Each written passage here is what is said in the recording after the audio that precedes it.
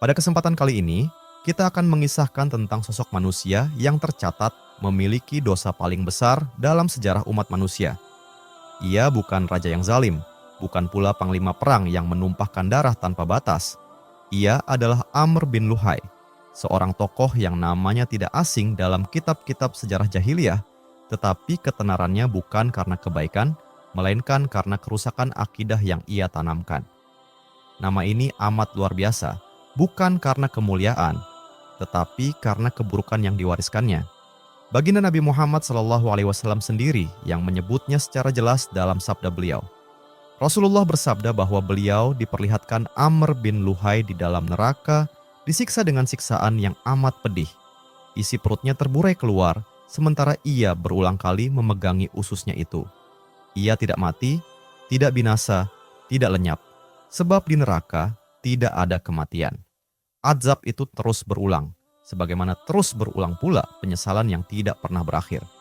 Itulah gambaran pedih seorang manusia yang merusak fitrah satu bangsa, mengubah agama tauhid peninggalan Nabi Ibrahim alaihissalam, dan menjadi sebab tersebarnya kesyirikan di Jazirah Arab. Dosa Amr bin Luhai bukan sekadar perbuatan maksiat pribadi, bukan pula dosa sesaat yang hanya menimpa dirinya. Dosa itu menjalar, merambat, diwariskan, dan diikuti oleh seluruh bangsa. Ia memindahkan satu umat dari jalan wahyu menuju jalan kesesatan.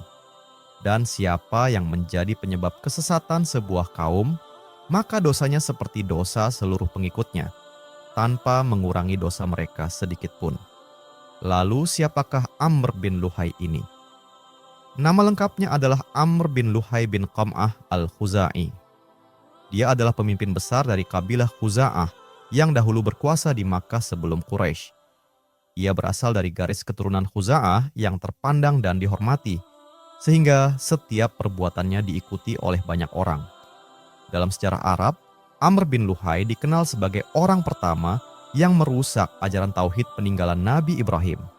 Dialah orang pertama yang membuka pintu penyembahan berhala bagi bangsa Arab setelah sebelumnya mereka berada di atas agama Ibrahim.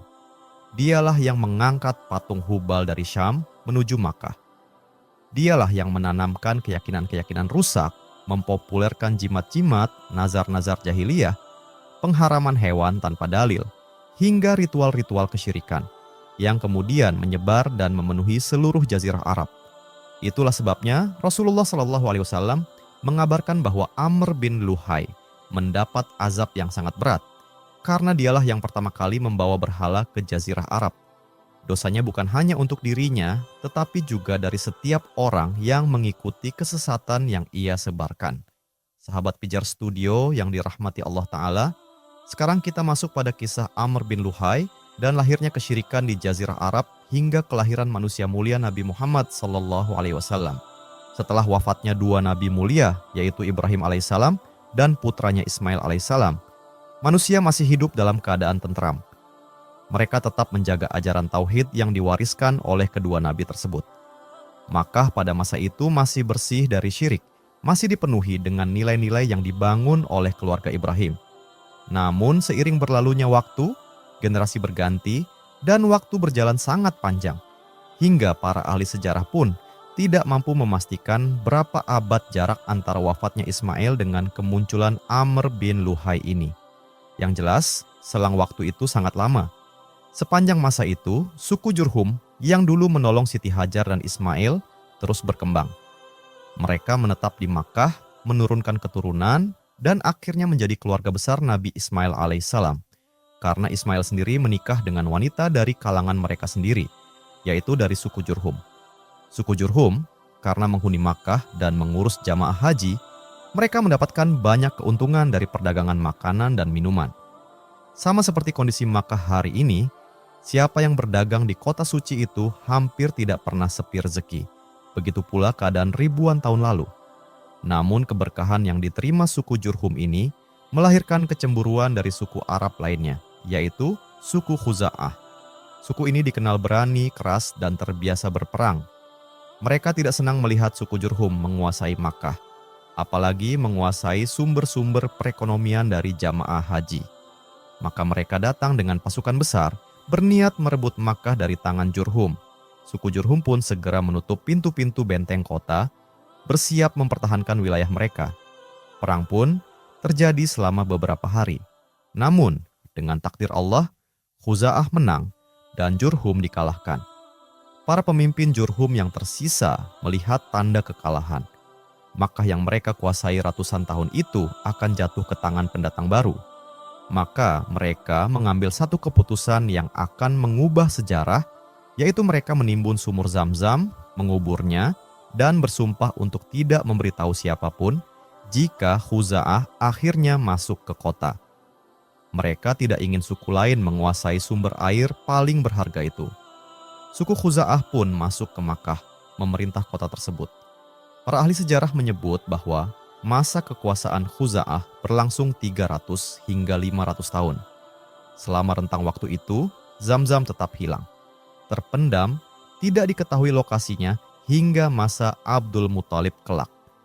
Yang nanti akan kita kisahkan sejarah penemuan sumur Zam-Zam oleh kakek Nabi Abdul Muthalib. Sahabat Pijar Studio yang dirahmati Allah Ta'ala. Setelah suku Khuza'ah menguasai Makkah, maka di antara para pemimpin Khuza'ah muncullah seorang tokoh bernama Amr bin Luhai. Sebagian ahli sejarah menyebut bahwa dialah pemimpin yang memimpin penyerangan ke Makkah. Sebagian lain mengatakan ia hidup beberapa generasi setelah itu. Yang jelas, dialah tokoh paling berpengaruh pada masa kekuasaan Khuza'ah. Secara fisik, Amr bin Luhai adalah sosok besar, kuat, dan sangat disegani. Ia terkenal dengan sifat karam, yakni kedermawanan khas orang Arab. Ia sangat suka memberi makan orang, membantu tamu, dan menyambut jamaah haji. Bahkan dari hartanya sendiri, ia mampu memberi makan seluruh jamaah haji saat musim haji tiba. Dari sisi duniawi, ia adalah pemimpin yang dicintai rakyat. Namun ada satu kelemahan besar, ia bukan pengikut ajaran Ibrahim. Ia tidak memahami tauhid, tidak mengenal syariat yang benar, dan tidak menjaga warisan Ibrahim dan Ismail. Ia hanya mewarisi adat-adat Arab tanpa ilmu, tanpa bimbingan wahyu. Karena ketidaktahuannya inilah, terjadi kerusakan besar yang menjadi titik awal kehancuran akidah bangsa Arab. Amr bin Luhai membuat beberapa keputusan yang mengubah ajaran Ibrahim. Dan keputusan yang paling fatal dalam sejarah adalah keputusan pertamanya, yaitu ia memasukkan berhala ke Jazirah Arab. Inilah dosa terbesar yang menjadikannya manusia paling celaka dalam sejarah Arab. Ia yang pertama kali membawa berhala masuk ke Makkah, meletakkannya di sekitar Ka'bah. Padahal sebelumnya Ka'bah bersih dari segala bentuk syirik. Dari satu berhala yang ia bawa dari Syam, berkembanglah ratusan berhala yang akhirnya memenuhi Makkah, hingga jumlahnya mencapai 360 berhala. Dikisahkan, pada suatu hari, Amr bin Luhai, pemimpin besar suku Khuza'ah yang saat itu menguasai Makkah, melakukan sebuah perjalanan menuju negeri Syam.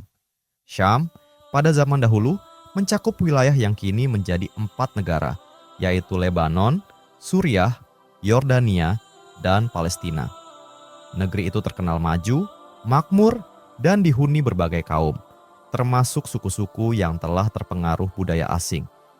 Dalam perjalanan itu, Amr singgah di sebuah daerah yang dihuni oleh suku Amalek.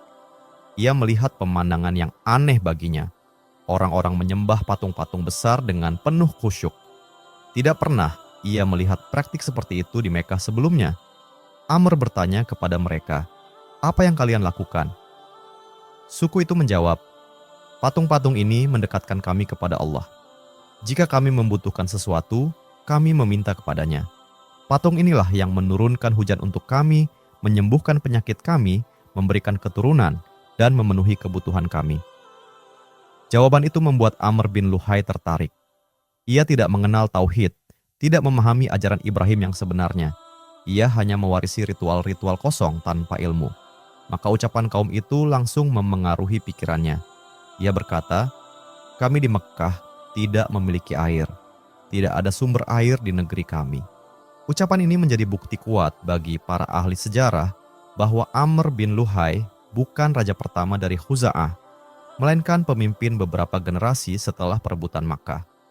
Ia bahkan sama sekali tidak tahu tentang keberadaan Zam-Zam yang telah ditimbun oleh suku Jurhum ratusan tahun sebelumnya. Informasi suci itu telah hilang. Melihat patung-patung itu, Amr berkata, "Aku ingin membeli beberapa patung dan membawanya ke Makkah. Siapa tahu patung ini dapat mendatangkan air bagi kami." Akhirnya ia membeli sebuah patung yang kelak menjadi berhala paling besar dan paling populer di Jazirah Arab, yaitu Hubal. Patung ini ia bawa ke Makkah dan menempatkannya di pintu gerbang kota.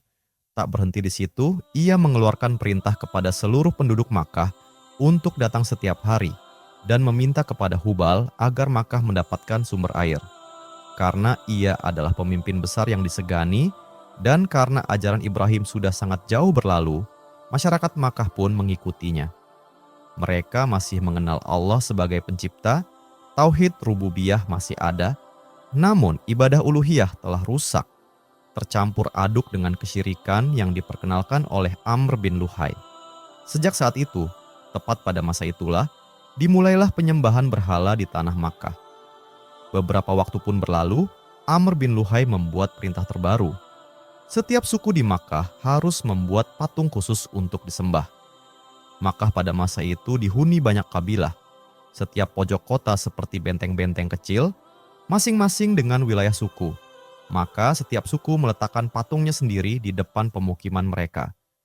Dalam waktu singkat, berkembanglah berhala-berhala terkenal, seperti berhala Hubal, yang disembah oleh seluruh penduduk Makkah. Berhala Wat, yang disembah oleh Bani Kalb di Dumatul Jandal. Berhala Suwa, yang disembah oleh Bani Mudlij. Berhala Yaguts, yang disembah oleh suku Murad, lalu diwariskan kepada Bani Ghathafan.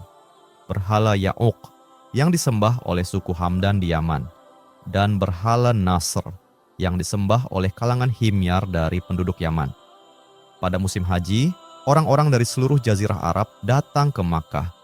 Ketika mereka melihat penduduk Makkah menyembah patung, mereka pun bertanya sebabnya. Masyarakat Makkah menjawab, "Patung ini menurunkan hujan bagi kami, memberikan kita rezeki, menyembuhkan penyakit, dan menolak bala." Akibatnya, para jamaah haji pulang ke kampung masing-masing dengan membawa ide baru itu, lalu membuat berhala sendiri. Demikianlah kesyirikan menyebar ke seluruh Jazirah Arab, dan semuanya berawal dari Amr bin Luhai.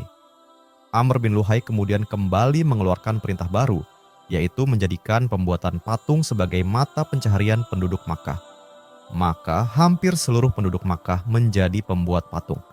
Mereka memahat batu, membentuk banyak jenis berhala yang kemudian dijual kepada jamaah haji.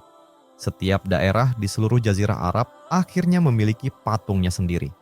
Sehingga nanti, ketika Nabi Muhammad SAW menaklukkan Makkah, beliau menghancurkan 360 berhala yang mengelilingi Ka'bah. Dimulai dari yang terbesar, yaitu Hubal, sahabat pijar studio yang dirahmati Allah Ta'ala. Di antara berhala-berhala yang disembah penduduk Makkah pada masa kepemimpinan Amr bin Luhai, terdapat dua berhala yang paling aneh, yakni Isaf dan Na'ilah. Kedua patung ini pada mulanya bukanlah berhala, melainkan dua manusia yang kisahnya disebutkan dalam riwayat Bukhari. Diceritakan bahwa Isaf adalah seorang lelaki dari Yaman, sementara Na'ilah adalah seorang wanita dari Yaman pula. Keduanya saling mencintai dan ingin menikah, namun ayah Na'ilah tidak merestui hubungan mereka. Pada musim haji, keduanya bertemu secara diam-diam di Makkah. Pada suatu malam, ketika orang-orang sedang istirahat, keduanya mendatangi Ka'bah, dan di tempat paling suci itu, mereka melakukan zina. Maka Allah murka dan mengutuk keduanya menjadi batu seketika. Peristiwa itu terjadi pada masa ketika suku Jurhum masih menguasai Makkah. Suku Jurhum pun meletakkan patung Isaf di Bukit Syafa dan Na'ilah di Bukit Marwah. Maksudnya agar orang-orang melihatnya dan mengambil pelajaran. Inilah akibat dari dosa besar yang dilakukan di dekat Ka'bah.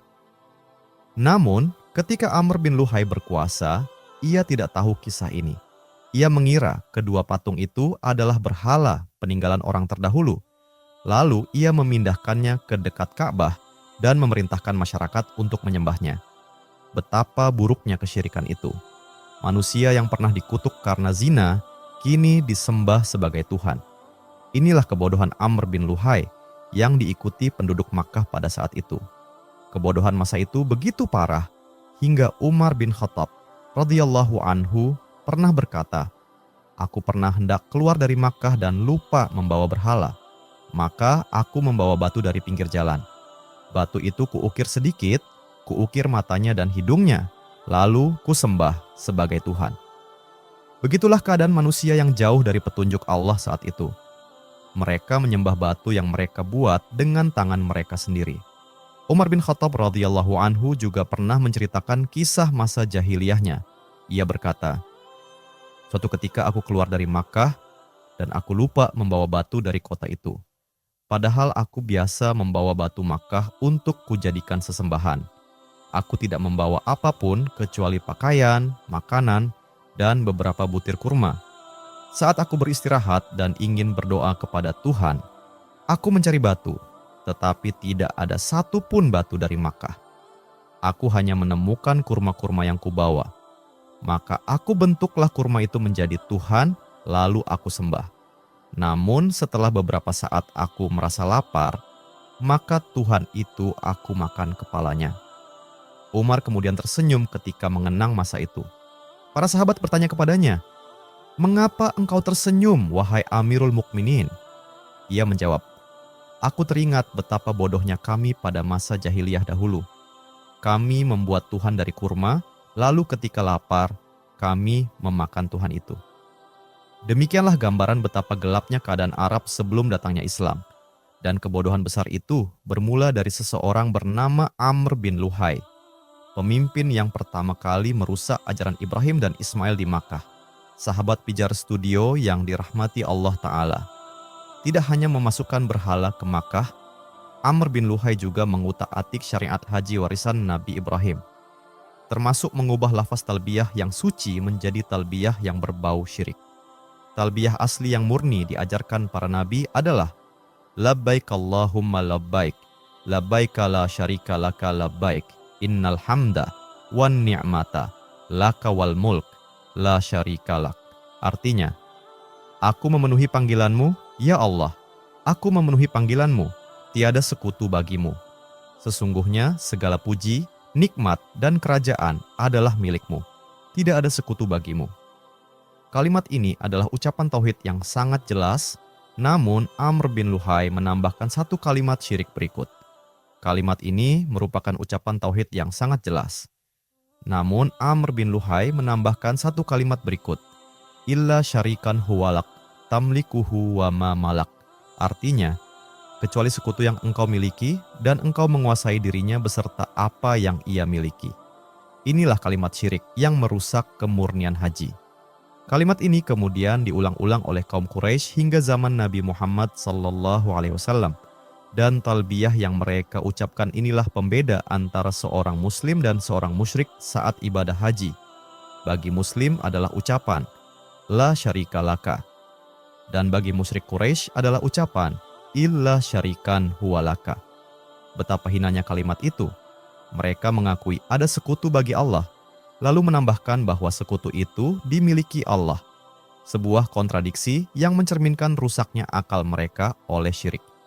Amr bin Luhai tidak hanya memasukkan berhala ke Makkah dan mengubah talbiyah, tetapi juga menciptakan sebuah syariat baru yang sama sekali tidak diajarkan oleh Nabi Ibrahim alaihissalam. Syariat palsu itu berkaitan dengan penyucian dan pengharaman hewan, seperti bahirah, saibah, wasilah, dan ham, yang mereka anggap suci dan tidak boleh dimakan atau disentuh dalam kondisi tertentu. Inilah salah satu bentuk penyimpangan besar yang akhirnya merusak kemurnian ajaran tauhid di Jazirah Arab. Semua ini merupakan rekaan Amr bin Luhai yang kemudian diwariskan kepada masyarakat Arab selama berabad-abad. Allah sendiri membongkar kebatilan ini dalam surat Al-Maidah ayat 103. Allah sekali-kali tidak pernah mensyariatkan bahirah, tidak pula saibah, wasilah, maupun ham. Akan tetapi orang-orang kafirlah yang membuat kedustaan terhadap Allah dan kebanyakan mereka tidak mengerti. Tanpa penjelasan para ulama, orang yang membaca ayat ini mungkin tidak memahami makna istilah-istilah tersebut. Karena itulah para ahli sejarah menjelaskan bahwa keempat istilah tersebut adalah hewan-hewan yang disakralkan oleh masyarakat jahiliyah berdasarkan aturan yang dibuat-buat oleh Amr bin Luhai. Yang pertama adalah bahirah, unta betina yang telah melahirkan 5 kali, dan anak kelimanya laki-laki. Jika syarat itu terpenuhi, maka kuping unta tersebut dibelah, susu dan tubuhnya haram disentuh, tidak boleh ditunggangi, dan tidak boleh dimanfaatkan untuk apapun. Semuanya dilakukan tanpa alasan syar'i. Tidak ada hubungan antara unta yang melahirkan 5 kali lalu memiliki anak jantan dengan penyucian atau pengharaman apapun. Inilah syariat sesat yang tidak memiliki akar dalam agama manapun. Yang kedua adalah saibah, unta yang dibiarkan bebas kemana saja sebagai bentuk nazar jahiliyah. Contohnya, seseorang bernazar, jika perjalananku selamat, jika usahaku berhasil, jika aku menikah dengan fulana, maka unta ini akan aku jadikan saibah. Setelah nazar itu terpenuhi, unta tersebut dilepas tanpa boleh ditunggangi, tanpa boleh disembelih, tanpa boleh diperah susunya. Ia menjadi hewan bebas yang disucikan tanpa dasar. Selain merusak pemeliharaan hewan, ini juga menanamkan syirik karena hewan itu dipersembahkan kepada berhala atau untuk memenuhi nazar yang tidak ada tuntunan syariatnya. Yang ketiga adalah wasilah, anak jantan dari seekor domba betina yang melahirkan anak kembar. 1 jantan dan 1 betina. Menurut syariat palsu jahiliyah, anak jantan dari pasangan kembar itu disebut wasilah.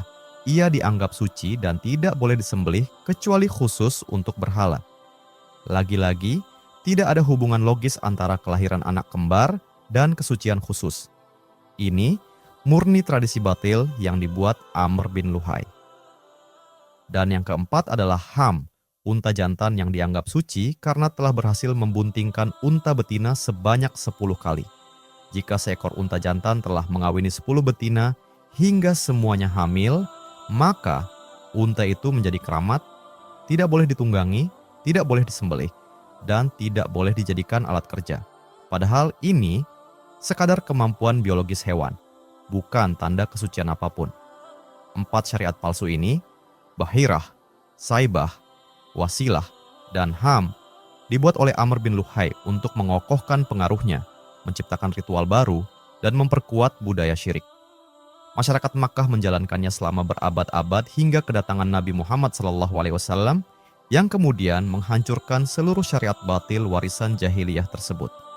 Inilah sejumlah dosa besar dan praktik syirik yang dibawa Amr bin Luhai ke Makkah. Dosa-dosa yang merusak kemurnian agama Nabi Ibrahim dan menyebarkan kesesatan di seluruh jazirah Arab. Karena perbuatannya itulah Allah mengazabnya dengan siksaan yang sangat mengerikan. Sahabat Pijar Studio yang dirahmati Allah Ta'ala, setelah sekian lama Makkah berada di bawah kekuasaan suku Huza'ah dan tenggelam dalam praktik kesyirikan, Allah menumbuhkan seorang lelaki dari keturunan Ismail alaihissalam yang kelak mengubah keadaan Makkah secara besar-besaran. Dialah Qusay bin Kilab, leluhur agung Quraisy dan peletak dasar kemuliaan bangsa Arab yang pada akhirnya melahirkan Nabi Muhammad SAW. Qusay lahir di tengah masyarakat penuh berhala dan jauh dari ajaran wahyu. Namun sejak kecil ia dikenal cerdas, pemberani, dan memiliki wibawa kuat. Di dalam dirinya tumbuh keinginan besar untuk mengembalikan kehormatan keturunan Ismail yang telah hilang selama ratusan tahun. Pada masa itu, kekuasaan Makkah masih dipegang Huza'ah dan pemimpin mereka adalah Hulail bin Hubshayyah. Hulail bukan orang jahat, ia adalah memimpin Makkah dengan adat jahiliyah, tetapi ia adil dan dihormati. Ia memiliki seorang putri bernama Hubbah, seorang perempuan terhormat dan yang paling dimuliakan di kalangan Huza'ah. Melihat nasab Qusay yang sampai kepada Nabi Ismail dan menyaksikan akhlaknya yang luhur, Hulail pun menikahkan putrinya Hubbah dengan Qusay. Pernikahan inilah yang kelak membuka jalan bagi Qusay untuk merebut kembali kepemimpinan Makkah. Namun semua perubahan besar selalu diawali ujian. Hulail wafat dan ia berwasiat bahwa penjaga Ka'bah setelahnya adalah keluarga menantunya, yaitu keturunan Hubbah.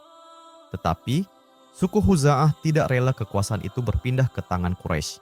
Mereka mengingkari wasiat Hulail dan mempertahankan kepemimpinan dengan kekuatan. Pertikaian pun pecah, dan terjadilah pertempuran sengit antara Qusay bersama keturunan Ismail lainnya melawan suku Huza'ah. Pada akhirnya, Qusay tampil sebagai pemenang. Ia tidak hanya mengalahkan Huza'ah dan mengambil alih kepemimpinan, tetapi juga berhasil menyatukan suku-suku Quraisy yang sebelumnya terpecah belah. Dari tangan Qusay inilah terbentuk tatanan baru di Makkah, tatanan yang kemudian menjadi fondasi masyarakat Quraisy hingga masa diutusnya Nabi Muhammad SAW. Setelah meraih kemenangan, Qusay melakukan reformasi besar-besaran terhadap tatanan masyarakat Makkah. Ia mengumpulkan seluruh suku Quraisy yang sebelumnya tinggal terpencar di lembah-lembah sekitar kota, lalu memindahkan mereka ke kawasan dekat Ka'bah. Wilayah itu ia namai Bani Quraisy Al-Bitah. Di tempat inilah Qusay menyatukan kabilah-kabilah besar seperti Hashim, Abdus Syams, Naufal, dan suku-suku penting lainnya. Sejak saat itu, kelompok yang menetap di kawasan pusat Makkah tersebut dikenal dengan sebutan Quraisy Al-Bata, yaitu Quraisy yang tinggal di pusat kota suci. Quraisy akhirnya menjadi bangsa terhormat. Mereka diberi kehormatan menjaga Ka'bah, menyediakan air bagi jamaah haji, memberi makan tamu Allah, memimpin peperangan, mengurus perniagaan, hingga memegang bendera suci pada hari-hari besar. Semua perubahan itu terjadi di tangan Qusay. Dan dari Qusay inilah muncul generasi penerus yang kelak semakin memuliakan Makkah, yaitu Abdi Manaf, lalu Hashim, lalu Abdul Muthalib. Dan dari garis inilah lahir Muhammad SAW.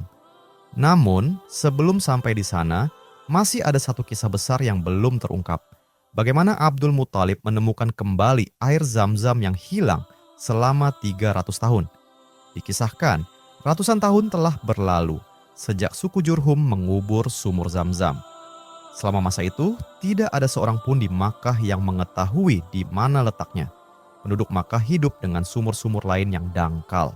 Sementara kisah Zam-Zam menjadi sekadar legenda yang terus diceritakan dari mulut ke mulut. Namun Allah tidak pernah melupakan warisan Ismail alaihissalam. Air yang dulu dicurahkan dari surga sebagai jawaban tangis Hajar tidak akan dibiarkan hilang selamanya. Ia menunggu seseorang yang tepat, dari nasab yang tepat, dengan jiwa yang tepat, sampai datang saatnya ia digali kembali. Lalu siapakah orang yang tepat tersebut? Dialah Syaibatul Hamd, lelaki mulia yang dikenal dengan nama besar Abdul Muthalib, kakek dari Muhammad SAW. Abdul Muthalib sejak muda memiliki kewibawaan, ketegasan, dan kebersihan hati yang membuat seluruh Quraisy menghormatinya. Namun saat itu, ia hanya memiliki satu anak laki-laki, yaitu Al-Haris. Karena hanya memiliki satu anak, posisi sosialnya lebih lemah dibanding para pemimpin Quraisy lain yang mempunyai banyak keturunan dan pasukan keluarga yang besar. Suatu malam, ketika tidur di hijr Ismail, ia melihat sebuah mimpi yang sangat jelas. Dalam mimpinya, seorang malaikat berkata kepadanya dengan suara tegas, "Gali Thayyibah." Abdul Muthalib bertanya, "Apa itu Thayyibah?" Malaikat itu tidak menjawab, hanya menghilang. Malam berikutnya, ia kembali bermimpi. Kali ini malaikat berkata, "Gali Barrah." Abdul Muthalib bertanya lagi, "Apa itu Barrah?" Malaikat menghilang tanpa menjawab. Mimpi itu terus berlanjut hingga malam ketiga, Gali Madnunah. Dan ketika Abdul Muthalib bertanya lagi, mimpi itu lenyap. Hingga malam keempat, malaikat datang dan berkata dengan suara yang mengguncang jiwanya, "Gali Zam-Zam." Kali ini malaikat menjelaskan, ia tidak akan kering selamanya. Ia adalah warisan Ismail. Di dalamnya ada air yang tak pernah habis. Di atasnya dulu ada darah buruan, kotoran, dan bangunan semut. Tanda-tanda itu menggetarkan hati Abdul Muthalib. Ia tahu kini dari mana harus memulai. Keesokan harinya, Abdul Muthalib datang ke samping Ka'bah, tepat di antara dua berhala besar, Isaf dan Nailah, dua manusia yang dikutuk. Disitulah ia mulai menggali tanah yang keras sendirian, ditemani hanya oleh putra satu-satunya, yaitu Al-Haris. Ketika masyarakat Quraisy melihat Abdul Muthalib menggali di tempat yang mereka sakralkan, mereka berkerumun dan bertanya, "Apa yang sedang engkau lakukan, wahai Abdul Muthalib?" Dengan tenang ia menjawab, "Aku mencari Zam-Zam." Masyarakat Quraisy terkejut. Mereka tidak percaya sumur Ismail bisa ditemukan setelah ratusan tahun hilang. Namun ketika Abdul Muthalib terus menggali dan tanah mulai berubah teksturnya, tanda-tanda sumur tua itu muncul. Akhirnya, muncullah bibir batu sumur yang sudah tertutup berabad-abad. Masyarakat Quraisy berseru, "Itu harta kita, Itu peninggalan kita. Kami ikut memiliki Zamzam." Namun Abdul Muthalib berdiri tegap dan berkata, "Tidak, ini adalah amanah Allah kepadaku. Allah yang menampakkannya padaku dalam mimpi. Ini adalah hakku dan keturunanku."